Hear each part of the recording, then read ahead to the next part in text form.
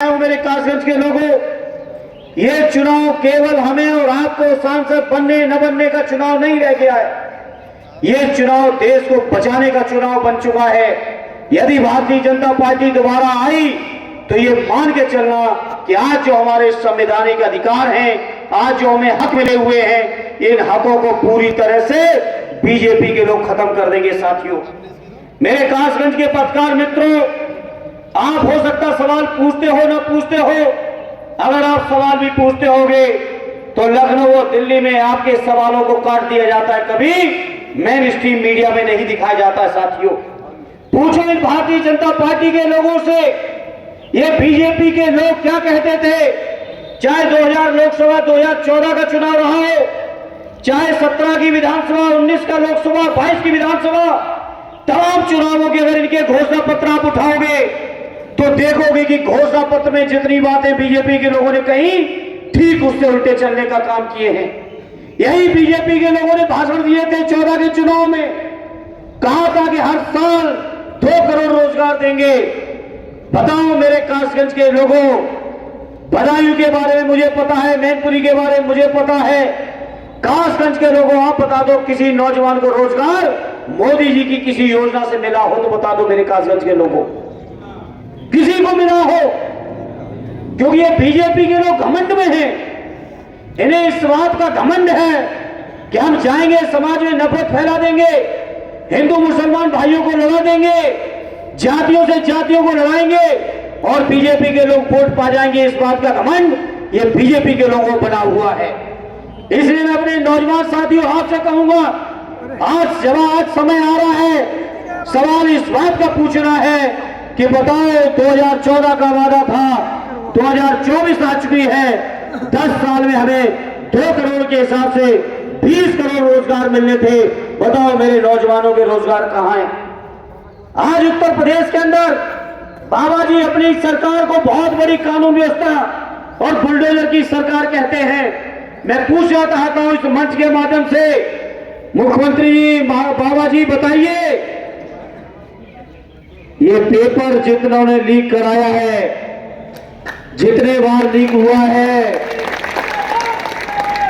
बताओ बताओ बाबा जी किनके घरों में बुलडोजर चला है? 48 लाख नौजवान अभी परीक्षा में बैठे थे 2 दिन पहले और पेपर लीक करके आपने वो इंतजाम कर दिया कि आपको भर्ती करने की जरूरत ना पड़े। सोचो नौजवानों के ऊपर क्या बीतती होगी।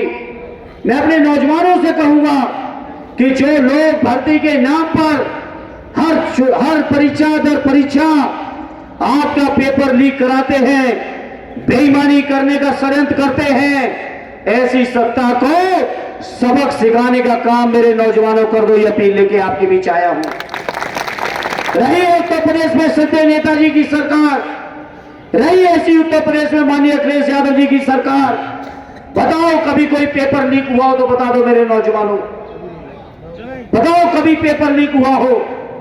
हम लोगों ने कभी इस बात का दावा नहीं किया कि हमारी सरकार बुलडोजर की सरकार है। हम लोगों ने हमेशा दावा इस बात का किया कि कानून व्यवस्था सख्त रहेगी, लेकिन कानून व्यवस्था सख्त के साथ साथ सरकार के ऊपर जनता का विश्वास भी कायम रहेगा। जनता के विश्वास से सरकार चलाई है।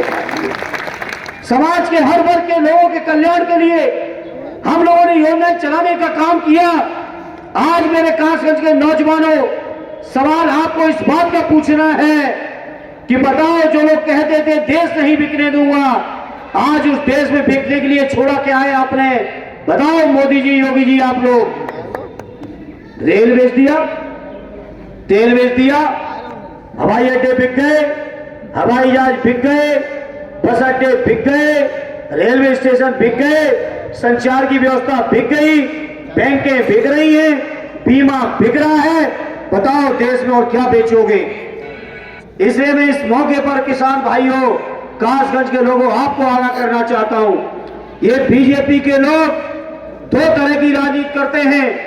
पर्दा डाल के एक तरफ हिंदू मुसलमान भाइयों के बीच नफरत फैला के, राशन बांट के सोचते हैं कि जनता को केवल उस केस में उलझाए रहेंगे, जनता उलझी रहेगी, और पर्दे के पीछे अपने चुनिंदा उद्योगपतियों के लिए ये बड़ी बड़ी कंपनियां, बड़े बड़े देश के उपक्रम बेचने का काम कर रहे हैं। ऐसे हैं बीजेपी के लोग। यही बीजेपी के लोग कहते थे बहुत हुई महंगाई की मार।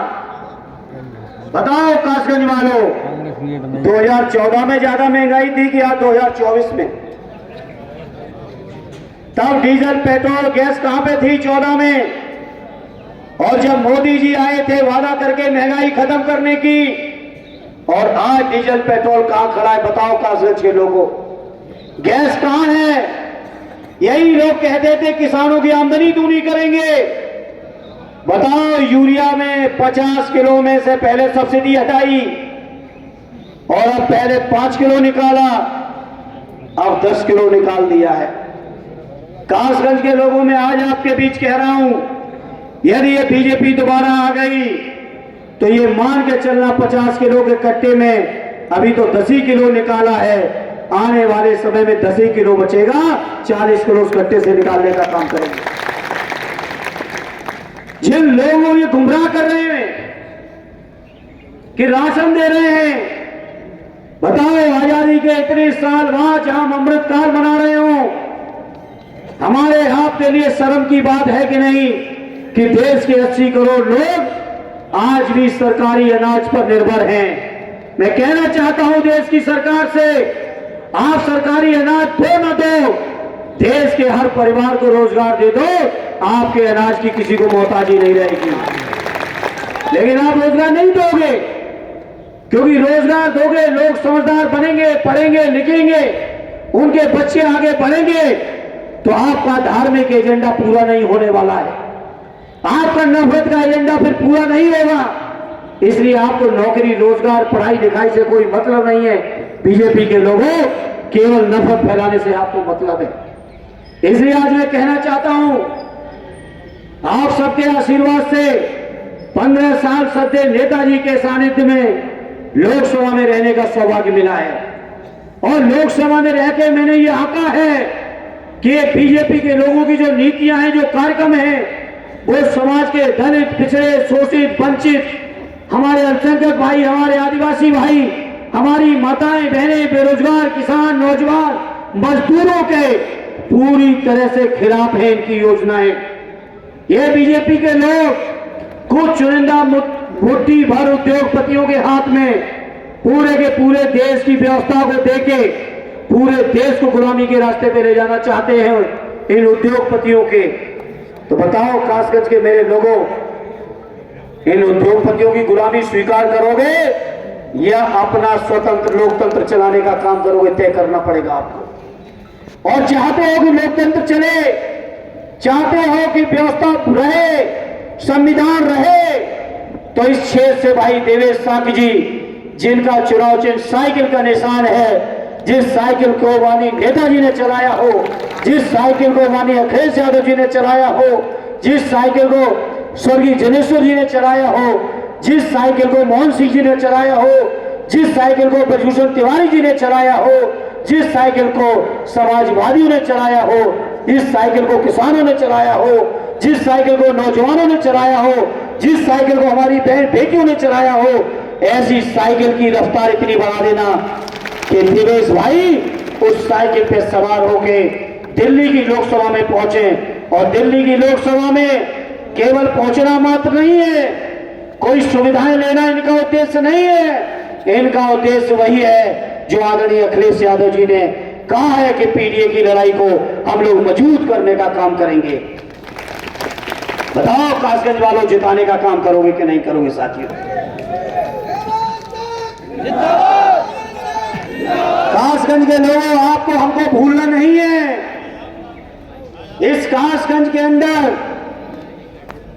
बीजेपी के लोग किन किन के नाम पे वोट मांगते हैं, जिनके नाम पे वोट मांगते हैं उनके बेटे को मोदी जी के मंच पे स्थान नहीं मिलता। ये कासगंज वालों कभी भूलना नहीं, कभी भूलने की जरूरत नहीं है। और आने वाले समय में बीजेपी के लोग जिस तरीके के अपमान, अन्याय, अत्याचार, शोषण दलित, पिछड़े, शोषित, मानवती, आदिवासी लोगों के साथ किए हैं, उसका जवाब देने का काम वोटों के माध्यम से आने वाले चुनाव में आपको करना है मेरे साथियों। बताओ मेरे कासगंज के लोगों, देवेश भाई को जिताओगे बड़े वोटों से कि नहीं जिताओगे? ऐतिहासिक समर्थन करोगे कि नहीं करोगे? करोगे कि नहीं करोगे? तो अगर करने का वादा कर लिए हो, मन बना लिए हो, तो बताओ आप सबके सहयोग से, आप सबकी ओर से